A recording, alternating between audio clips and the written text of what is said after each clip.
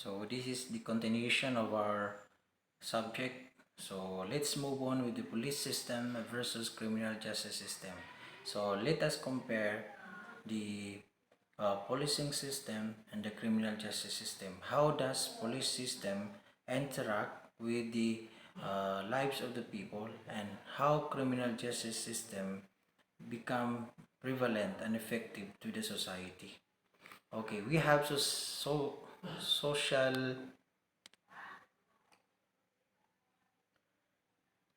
distinguishment of the following. Number one is the theories of comparative policing. So there are theories in order for us to understand the existing policies and procedures. So there must be a theories for us to compare the other uh, the other aspect of police system and criminal justice system. Number one is alertness to crime theory.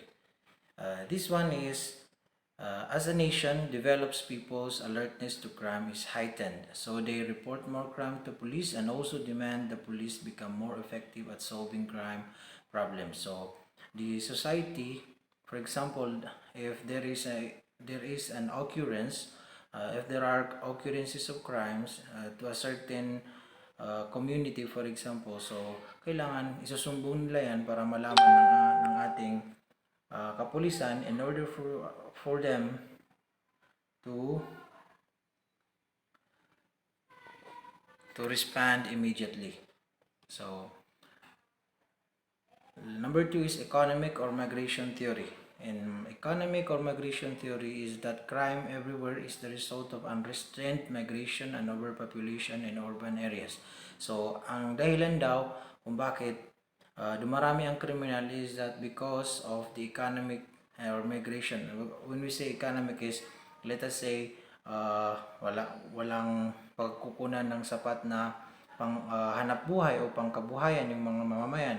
Or migration theory is pumupunta yung mga tao nakatira sa rural sa urban areas. So nagiging overpopulated kung saan ang nagiging way na lamang nung mamamayan o yung mga tao na nakatira sa isang lugar is magnakaw, for example, pumatay ng tao, in returns may pera sila makukuha, and the like. So yan yung mga dahilan.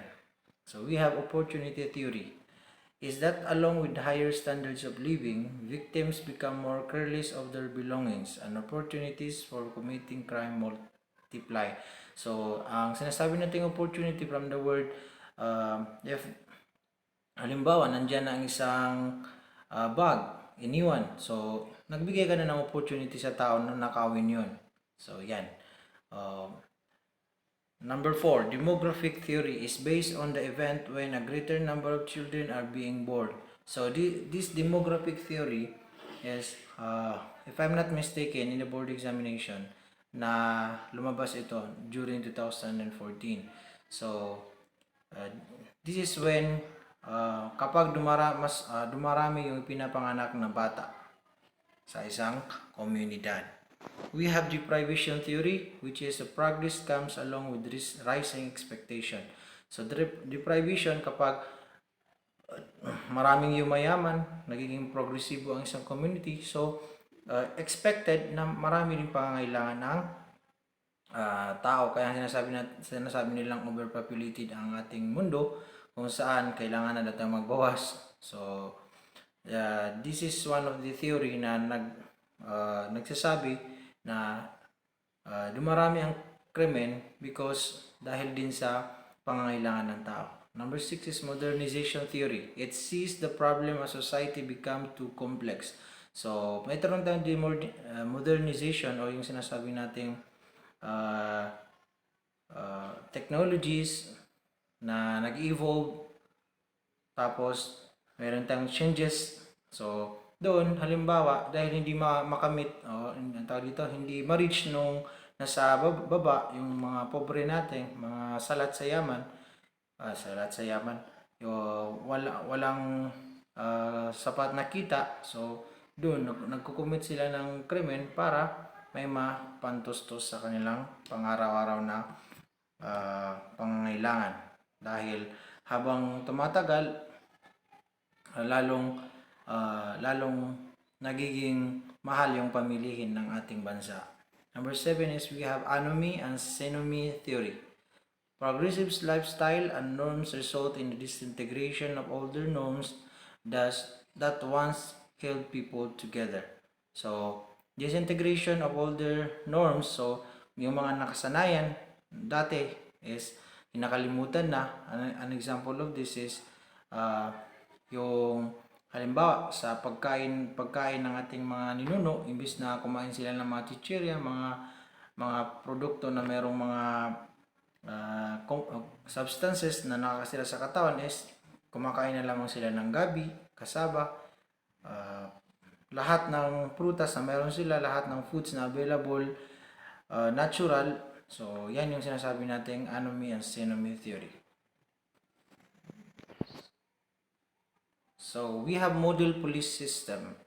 So sa model, dalawa ito. We have continental policing and modern system of policing. Sa continental policing is traditional in nature, based its efficiency in the number of arrests and people put into jail. Sa pag sinabi natin continental policing, ito yung magiging efficient daw ang isang policing system kapag marami daw tayong nadakip at marami tayong nailagay sa kulungan. So ito yung traditional na kagawian. So in modern systems of policing, tingnan niyo yung pagkakaiba. The measurement of efficiency and effectiveness is based on the absence of crime or low crime rate. So kapag sinabi natin epektibo yung trabaho ng pulis is dapat walang krimen na nangyayari dyan. Dahil napaprevent nila yan, nasa-suppress, nadideter at nadidetect kaagad-agad, kaya walang nangyayaring krimen. So yan yung modern system of policing. So kung makikita ninyo, mas maganda yung modern system of policing because sa isang lugar walang krimen, unlike sa continental policing na nagiging effective daw, efficient daw ang isang police kapag marami siyang naaresto at saka marami siyang nilagay sa kulungan, which is na hindi naman yun ang dapat basihan. So always remember the continental policing and modern system of policing. We have types of law enforcement. So this type of law enforcement, we will be able to understand how law enforcement in the country being differ on the application. For example, decentralized law enforcement refers to a system where police administration are independent from one state to another. So when we say the decentralization, sinasabi dito yung police administration is hindi siya nakasalalay yung pamamalakad niya, for example, sa isang state. So ito yung sinasabi natin in the Philippines, meron tayong Philippine National Police or other law enforcement agencies. Okay, centralized law enforcement, police force operating in one country, a country with only one recognized police force which operates entirely in one country. So this is ito yung centralized, lahat pangkalahatan ang so ito yung police force na kung saan nag-ooperate lang sa isang country. So yan. Okay, the model police. We have in Switzerland. There is no crime in Switzerland. Kung makikita nyo, wala daw krimen na nangyayari sa Switzerland. The Swiss police is effective in applying the iron fist, velvet glove approach towards criminals. So mahirap yung iron fist at saka velvet glove. When a poor person commits a crime, the Swiss government go on analyzing the family, education, and employment needs in that poor person's family. So maganda yung kanilang form of intervention to a criminal. Kasi ina-analyze nila kung ano may tutulong nila sa pamilya in terms of the education ng kanilang mga anak, ng kanilang pamilya, and employment, yung trabaho na dapat ibigay sa kanila in order for a certain poor person to not to commit a crime again.